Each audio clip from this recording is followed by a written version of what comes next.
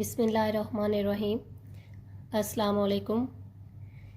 आज हमारा 10th class biology के फर्स्ट चैप्टर का लेक्चर 2 है, जिसका टॉपिक है गैसियस एक्सचेंज इन प्लांट्स।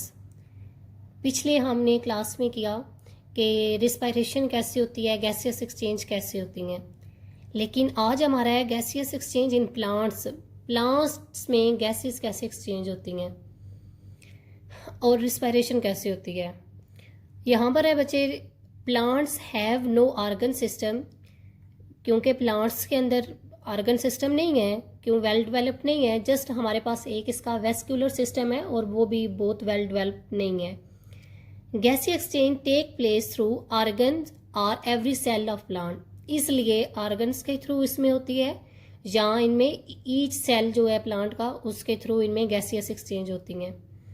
अब क्योंकि हमारे पास जो प्लांट है ये स्टेशनरी होते हैं, मूव नहीं करते, एनिमल्स को मूवमेंट के लिए भी एनर्जी की ज़रूरत होती है, इनको कम एनर्जी की ज़रूरत होती है, इसलिए इनमें रिस्पायरेशन का जो रेट है वो कम होता है एज कम्पेयर टू एनिमल्स।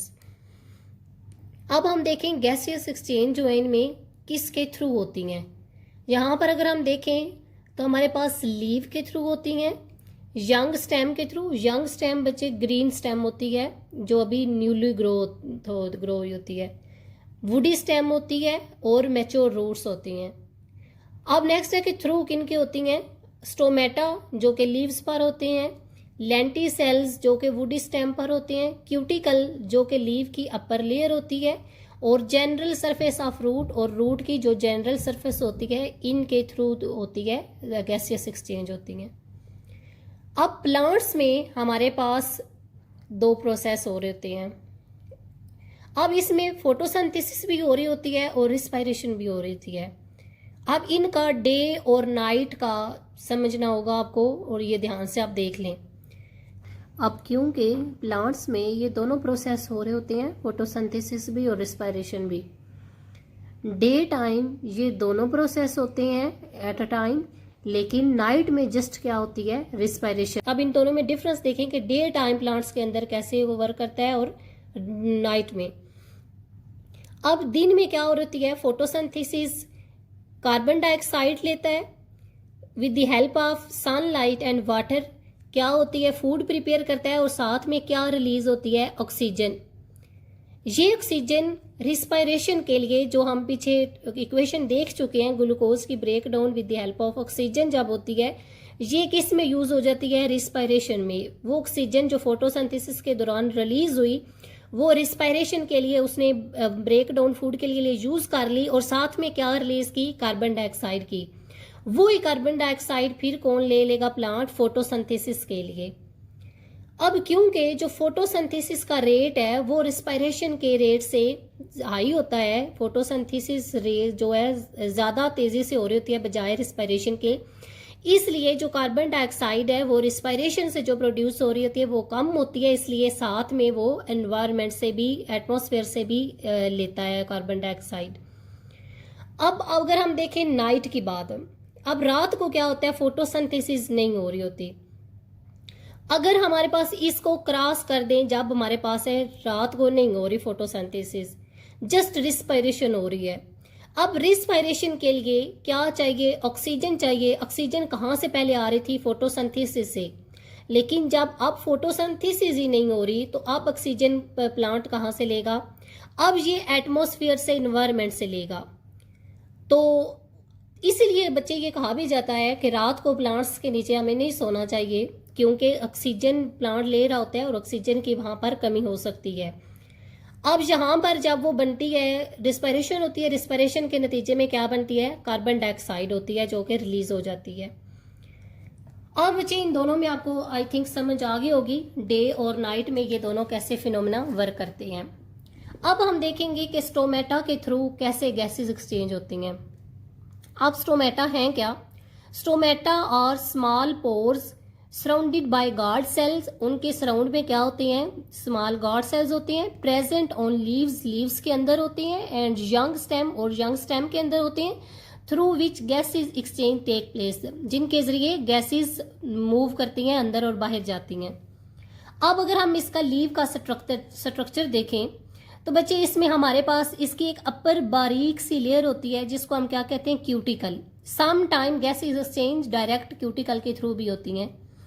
उससे नीचे हमारे पास क्या होती है, अपर एपिडर्मिस की लेयर है।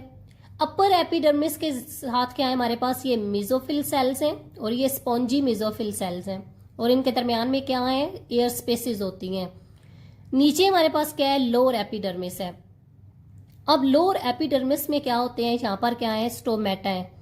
अब स्टोमेटा क्या है, ये जो सेंटर में होल है ये क्या है, स्टोमेटा है, और इसके सराउंडेड पे ये जो किडनी शेप है, बीन शेप, ये क्या है, गॉड सेल्स हैं जिन्होंने इसको सराउंड किया हुआ है।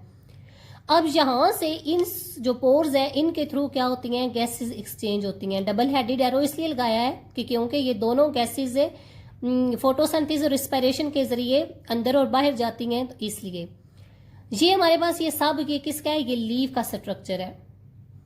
अब अगर नेक्स्ट हम देखें कि लीव के थ्रू तो ऐसे होती है गैस एक्सचेंज थ्रू स्टोमेटा। अब अगर हम बात करें लेंटिसेल्स, लेंटिसेल्स क्या है, लेंटिसेल्स बच्चे क्या है, small pores present on bark of woody stem.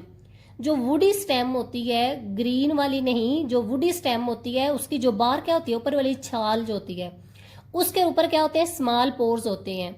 And mature roots, और जो मैच्योर रूट्स होती हैं उन पर भी where gases exchange take place है, जहां से गैसेस एक्सचेंज होती हैं। अब अगर हम इसकी डायग्राम में देखें तो आपने खुद ऐसे ट्रीज देखे होंगे जिनकी स्टेम के ऊपर छोटे छोटे पोर्स बने होते हैं, सम टाइम वो हम देख भी सकते हैं। ये क्या होती हैं, स्मॉल पोर्स होते हैं जिसके थ्रू गैसेस वो एक्सचेंज करते हैं। इनको क्या कहते हैं, लेंटिसेल्स कहते हैं। अब हमने देख लिया कि स्टोमेटा के थ्रू कैसे होती हैं गैसेस एक्सचेंज, फिर हमने देखा कि लेंटिसेल्स में कैसी होती हैं और लेंटिसेल्स हैं क्या। अब हम देखेंगे रूट्स के थ्रू कैसे होती हैं। अब बच्चे हम रूट्स में देखें तो रूट्स हमारे पास एक होती है मेन रूट और एक होती है एडवेंटिशियस रूट, जो मेन रूट से मजीद रूट्स निकलती हैं। अब ये जो हमारे पास है ये क्या है, मेन रूट है।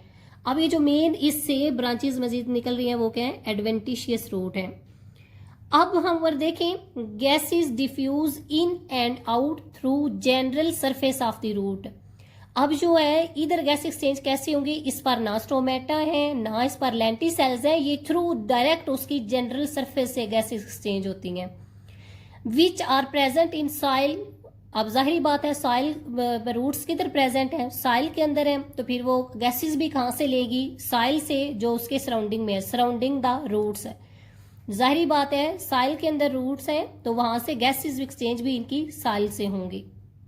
नेक्स्ट हम देखेंगे एक्वेटिक प्लांट्स। एक्वेटिक प्लांट्स में गैसेस कैसे एक्सचेंज होती हैं। एक्वेटिक प्लांट्स वो होते हैं जो पानी के अंदर पाए जाते हैं। अब क्योंकि पानी के अंदर वो रहते हैं तो इसलिए वो डिजॉल्व फॉर्म में गैसेस लेते हैं। ऑक्सीजन भी वो ही लेंगे जो पानी में वो डिजॉल्व हुई है H2 के अंदर, और रिलीज भी करेंगे डिजॉल्व कार्बन डाइऑक्साइड वाटर में कर देंगे। तो ये बच्चे हमने देखा कि प्लांट्स के अंदर कैसे गैसियस एक्सचेंजेस होती हैं, स्टोमेटा के थ्रू, लेंटिसेल्स के थ्रू, रूट्स के थ्रू। तो उस नेक्स्ट हमने देखा कि एक्वेटिक प्लांट्स में कैसी होती हैं, डिजॉल्व्ड ऑक्सीजन लेते हैं और डिजॉल्व्ड भी कार्बन डाइऑक्साइड वाटर में रिलीज करते हैं। और इसमें जो इम्पोर्टेंट कंसेप्ट था फोटोसिंथेसिस और रिस्पिरेशन का, डे और नाइट का, आई होप कि आपको समझ आ गई होगी। अगर फिर भी कोई भी क्वेश्चन है तो आप कमेंट सेक्शन में पूछ सकते हैं। नेक्स्ट क्लास तक के लिए खुदा हाफिज।